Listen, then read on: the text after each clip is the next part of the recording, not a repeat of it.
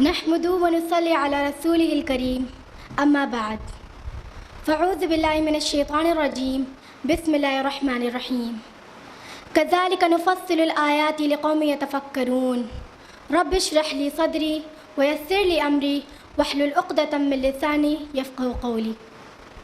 السلام علیکم ورحمۃ اللہ وبرکاتہ۔ میری گفتگو کا موضوع ہے نفاق کا علاج، یعنی ٹریٹمنٹ آف نفاق۔ الحمدللہ اتنا سب کچھ سنا ہم نے نفاق کے بارے میں۔ اگر انسان کو کسی برائی کے بارے میں پتہ نہ ہو تو انسان تو اس برائی سے بچ ہی نہیں سکتا، اور نفاق تو ایک بہت بڑی بیماری ہے، ایکسٹریملی ڈینجرس۔ اور اگر ہم یہ خیال کرتے ہیں کہ یہ بیماری ہمیں نہیں ہو سکتی یا ہمارا نفاق سے کیا واسطہ، تو ہم بالکل غلط سوچتے ہیں۔ بھائی، اگر آج کسی کو ڈائبٹیز یا ہائپر تھائرائڈزم یا ہائپر ٹینشن جیسی بیماری نہیں ہے تو کل ہو بھی سکتی ہے۔ وی آر ناٹ شیور، بیماری تو بیماری ہے۔ پھر ابھی سسٹر شائستہ نے جو پوائنٹس ہمارے سامنے رکھے، تو کیا لگتا ہے، کیا ہم ان سے پاک ہیں؟ اور اگر ہم نے اسے سیریسلی نہیں لیا تو اتنا بھیانک انجام جو سسٹر فاطمہ اور سسٹر شائستہ نے بتایا کہ اللہ انہیں کبھی معاف نہیں کرے گا، اور ان کا ٹھکانہ درک اسفل یعنی جہنم کا سب سے نچلا درجہ ہے۔ تو کیا ہم اپنے آپ کو اس سے بچا پائیں گے؟ تو اس سے پہلے کہ یہ جان لیوا بیماری ہماری جان نکال دے، اس کا علاج ہونا بہت ضروری ہے۔ جسٹ امیجن، اگر آپ کو پتہ چلے کہ آپ کے اپنے یا آپ کو کینسر ہے، تو آپ اس کے ٹریٹمنٹ کے لیے اپنا آرام و سکون قربان کر دیں گے۔ جو ہو سکے گا وہ کریں گے، جتنے پیسے خرچ کرنے ہوں گے کریں گے، جتنا پسینہ بہانا ہوگا بہائیں گے، مگر آخری دم تک لڑیں گے سروائیو کرنے کے لیے۔ تو بالکل اسی طرح ہمیں ہمارے جسم کو اس نفاق جیسی زہریلی بیماری سے بچانا ہوگا۔ ہمارے جسم میں اگر کوئی چھوٹی سی پرابلم ہو جاتی ہے تو ہم بالکل پریشان ہو جاتے ہیں، اور ہماری روح جو زخم سے چور چور ہو چکی ہے، تو کیا اس کا علاج نہیں کرانا چاہیے؟ تو کمر کس لیجئے اور تیار ہو جائیے اس نفاق سے لڑنے کے لیے۔ گھبرانے اور خوف کھانے کی ضرورت نہیں ہے۔ ہمارے رب نے اور نبی اکرم صلی اللہ علیہ وسلم نے ہماری پوری رہنمائی کی ہے اور نفاق کا علاج بتایا ہے، الحمدللہ۔ سب سے پہلے ہمیں چاہیے کہ ہم علم دین جانیں۔ اپنے دل کو نفاق سے پاک کرنے کے لیے دل میں خلوص ڈالنا بہت ضروری ہے۔ نیت پاک کرنے کے لیے ہمیں چاہیے کہ ہم اللہ اور اس کے احسانات کو جانیں۔ جب ہم کسی کے احسان کو دل سے تسلیم کرتے ہیں نا، تو ہم اس کے ساتھ مکاری یا دوغلاپن نہیں کرتے ہیں، اور معرفت الہی حاصل کرنے کے بعد ہو ہی نہیں سکتا کہ دل اس کے شکر سے جھکا نہ جائے۔ تو پھر ہم ریاکاری اور بے ایمانی جیسی فالتو حرکت سے اپنے آپ کو بچا سکتے ہیں، اور معرفت الہی ہمیں اپنے رب سے قریب کر کے گناہوں کا دروازہ بند کر دیتی ہے۔ تو سب سے پہلے اپنے شفیق و مہربان رب کو جانیں، اسے پہچانیں۔ اب یہ معرفت الہی حاصل ہوگی کیسے؟ اس کے لیے بہترین ذریعہ ہے قرآن مجید۔ تو اگلا کرنے کا کام ہے کہ ہمیں اپنا رشتہ قرآن سے مضبوط کرنا ہوگا۔ جب تک ہم اپنا ریلیشن قرآن سے اسٹرانگ نہیں کریں گے، ہمیں سیدھی راہ سجائی نہیں دے گی۔ قرآن میں ہو غوطزن اے مرد مسلمان، اللہ کرے تجھ کو عطا جدت کردار۔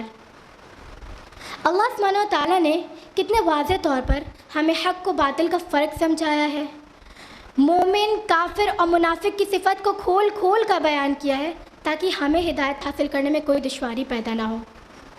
تو ہمیں چاہیے کہ ہم قرآن سے نصیحت حاصل کریں اور نفاق سے اپنا بچاؤ کریں۔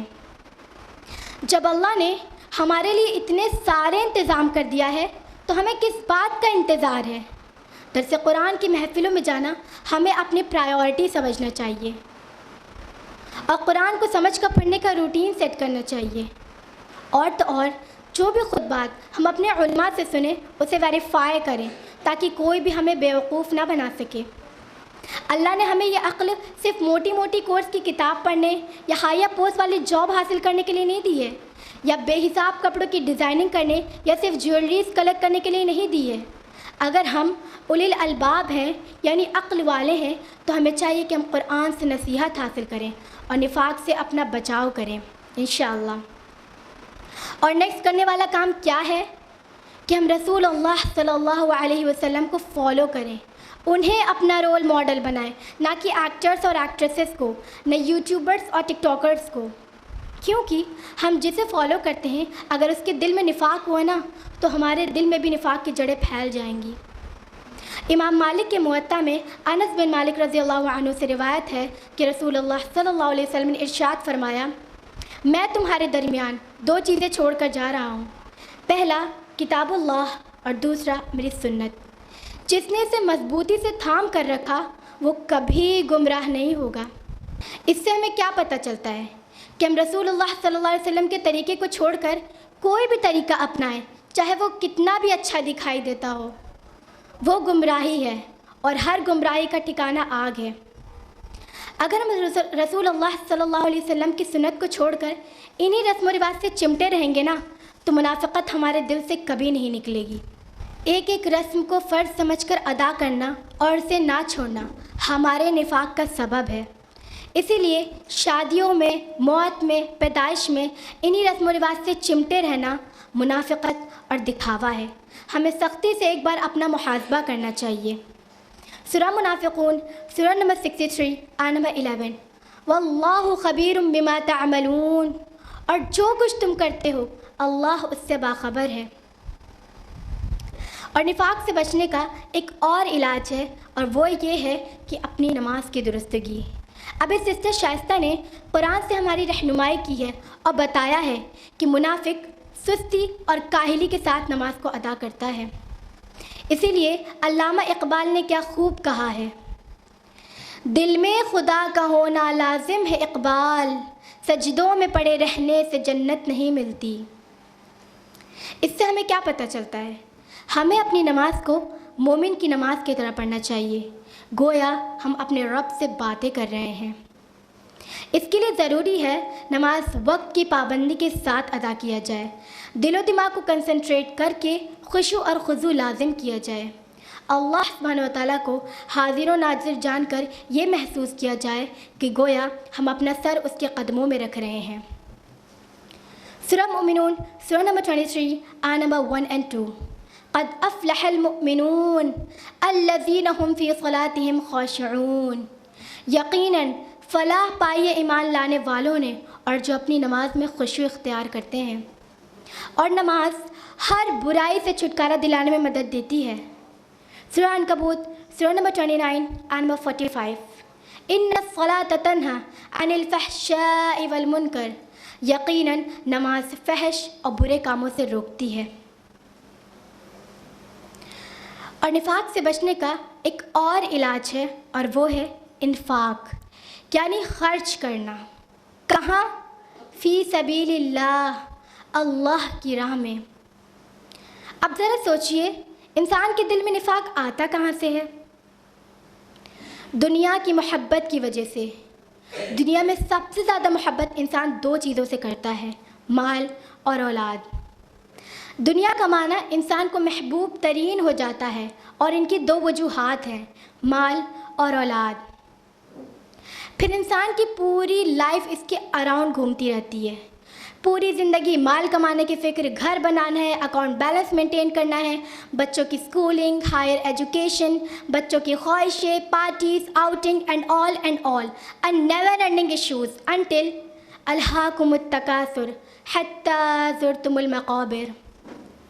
تم میں زیادہ سے زیادہ ایک دوسرے کو دنیا حاصل کرنے کی دھن نے غفلت میں ڈال رکھا ہے، یہاں تک کہ تم قبر تک جا پہنچتے ہو۔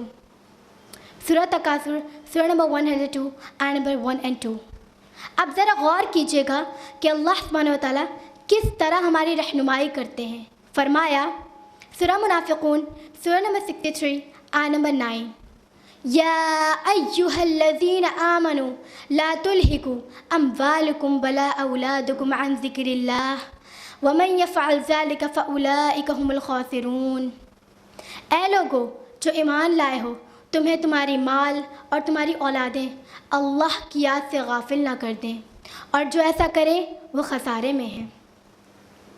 اب انسان رہے گا تو دنیا میں ہی اور مال اور اولاد کے ساتھ ہی رہے گا، مگر اسے چاہیے کہ ان دونوں کی محبت اللہ کی محبت سے اوپر نہ کرے، کیونکہ یہ دونوں اللہ کے ذکر سے غافل کر سکتی ہیں۔ اللہ کے ذکر سے مراد یہاں پہ سبحان اللہ، الحمدللہ کا ورڈ نہیں ہے، بلکہ اللہ کی یاد سے غافل نہ ہونا ہے، یعنی ہم ہر معاملات میں اللہ کو یاد رکھیں اور اس کی نافرمانی کرنے سے بچیں۔ اور سب سے لیسٹ بٹ سب سے امپورٹنٹ کہ بہت توبہ کریں۔ توبہ کا مطلب پلٹنا ہوتا ہے، ہم پلٹ آئیں ساری برائیوں کو چھوڑ کر اور اپنے گناہوں کو یاد کریں، پہچانیں اور ان پر نادم ہوں۔